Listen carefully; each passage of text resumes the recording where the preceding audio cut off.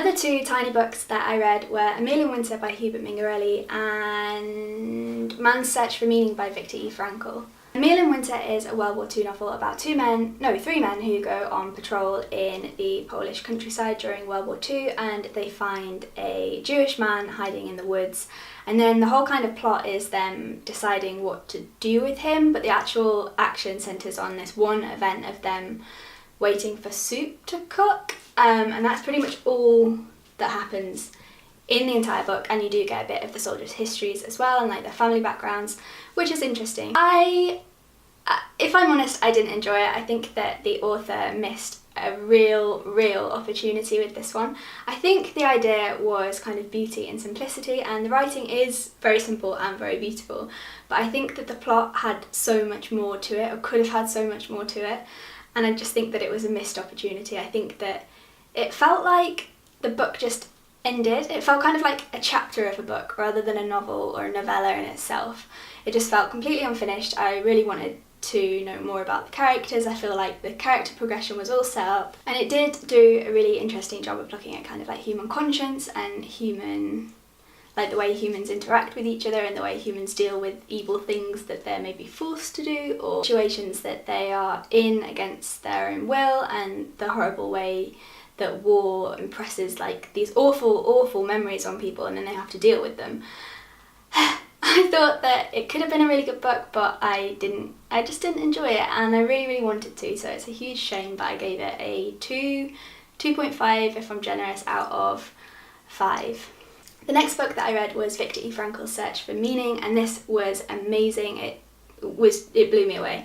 It was just amazing. So this book is part psychological theory and part memoir. It's written by Frankl, and it details his experiences in the Holocaust, and then he applies those experiences, the experiences he had in concentration camps in Germany throughout the war, to humanity in general, and tries to look at the way in which we apply meaning to our lives, and he kind of deals with hope and giving up, and it's just such an amazing book, and it definitely changed my perspectives on a lot of things. I think it's just such a nice tribute to hope and meaning, and I loved it. If you haven't read this, then I strongly suggest that you do.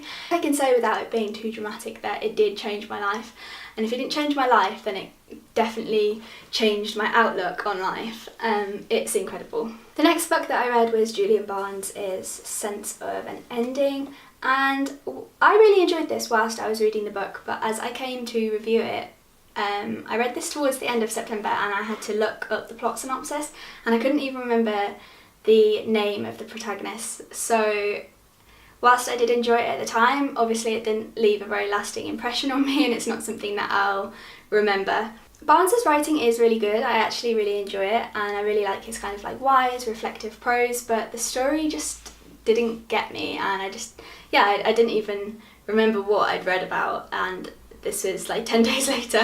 After refreshing myself, I can tell you that this is about a man named Toby, who one of his old school friends commits suicide, and after his suicide he receives a letter from his ex-girlfriend's mother explaining that she has some things of his late school friend, and she would like to return them to him as detailed in his will. Strange book, and I definitely don't think it's very plot driven. It's definitely more about somebody looking back over their life. It was good. I remember enjoying it, but I don't remember it in itself. I gave it 4 stars out of 5 at the time, but as it really didn't impact on me, I might have to lower that to like a 3.5, 4.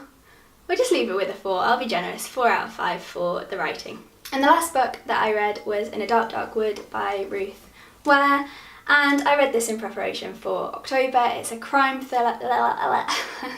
It's a crime thriller about a group of friends. Although I say they're friends, they're not all that friendly. A group of people who get together for a hen do, so they have kind of one uniting friend, and it all goes horribly wrong, and it's really creepy, and it ends up being stitched up by one of the group, and yeah, it's just like scary. And I read this because I'd seen it floating around on BookTube and people had said that they enjoyed it, and I wanted something that was going to kind of get me in the spooky mood, which it definitely did do. This actually was quite a chilling, like the isolated setting, I think, probably made it all the more kind of unnerving, but I enjoyed it. I gave it a 4 out of 5 stars. It was a quick read.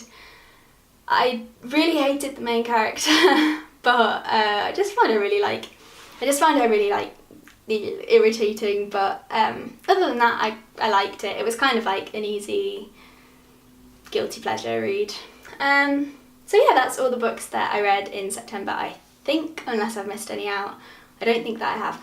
Also, this month I completed my Goodreads challenge that I set for myself. I wanted to read 40 books this year, and I hit 40 books at the end of September, so I'm really happy about that, and I'll probably get around to reading more like 60, which I wasn't expecting.